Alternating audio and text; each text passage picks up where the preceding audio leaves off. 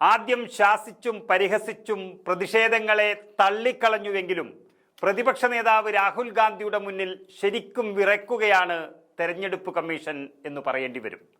അതുകൊണ്ട് തന്നെ അതിന് വിശദീകരണവുമായി അവർക്ക് എത്തേണ്ടി വന്നിരിക്കുകയാണ്.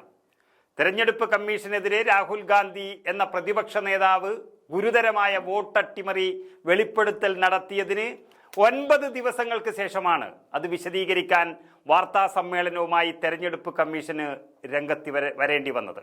കാരണം രാഹുൽ ഗാന്ധിക്ക് അത്രയും പിന്തുണ വർദ്ധിക്കുകയാണ് രാജ്യത്ത് പ്രതിദിനവും.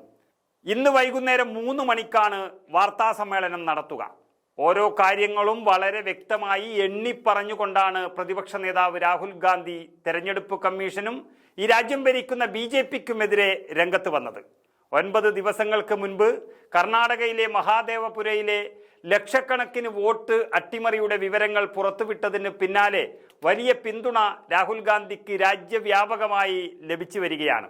ഇതിന് പിന്നാലെ രാജ്യവ്യാപകമായി റാലി പ്രഖ്യാപിക്കുകയും ഈ ക്യാമ്പയിനുമായി ജനങ്ങളെ ബോധ്യപ്പെടുത്തിക്കൊണ്ട് മുന്നോട്ടു പോകാനും രാഹുലും കോൺഗ്രസ് പാർട്ടിയും തീരുമാനിച്ചത് കഴിഞ്ഞതോടെ തെരഞ്ഞെടുപ്പ് കമ്മീഷൻ മാത്രമല്ല രാജ്യം ഭരിക്കുന്ന BJPയും വലിയ പ്രതിസന്ധിയിലായി എന്ന് തന്നെ പറയാം.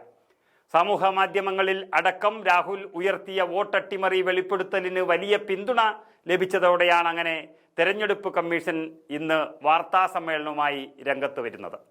കർണാടകയിലെ ഒരു നിയമസഭാ മണ്ഡലത്തിൽ നടന്നതായി പറയുന്ന ഈ വോട്ടർ പട്ടികയിലെ കൃത്രിമം രാഹുൽ ഗാന്ധി വെളിപ്പെടുത്തിയതിന് 1 ദിവസത്തിന് ശേഷം തന്നെ നിയമസഭാ തിരിച്ചുള്ള വോട്ടർ പട്ടിക ഡൗൺലോഡ് ചെയ്യാൻ കഴിയുന്ന തെരഞ്ഞെടുപ്പ് കമ്മീഷന്റെ വെബ്സൈറ്റ് ഇടയ്ക്കിടെ പ്രവർത്തിക്കുന്നില്ല എന്നതും വലിയ ചർച്ചയ്ക്ക് ഇട നൽകി.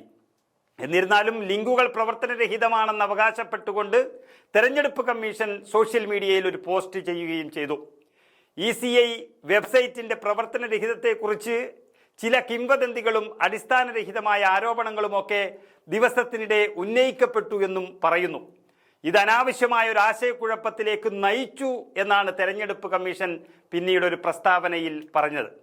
എന്നിട്ടും രാഹുൽ ഗാന്ധിയുടെയും കോൺഗ്രസിൻ്റെയും മുന്നേറ്റം എതിരാളികളെയെല്ലാം ഭയപ്പെടുത്തിക്കൊണ്ടേയിരുന്നു. അതിപ്പോഴും തുടരുകയാണ്. അതുപോലെ തന്നെ ബീഹാറിൽ 65 ലക്ഷത്തോളം പേരെ വോട്ടർ പട്ടികയിൽ നിന്ന് ഒഴിവാക്കിയതിൽ സുപ്രീം കോടതി വിശദീകരണം ചോദിക്കുകയും ചെയ്തു. അതും തെരഞ്ഞെടുപ്പ് കമ്മീഷനേറ്റ വലിയ തിരിച്ചടിയായി മാറി. ഈ വിഷയത്തിലും ഇന്ന് മറുപടി പറയേണ്ടി വരും. എല്ലാം ചേർത്ത് വലിയ പ്രതിസന്ധിയിലേക്കും വിശ്വാസ തകർച്ചയിലേക്കും നീങ്ങുന്നതിനിടയിലാണ് വാർത്താ സമ്മേളനം എന്നത് വലിയ തരത്തിൽ ശ്രദ്ധ നേടുകയാണ്.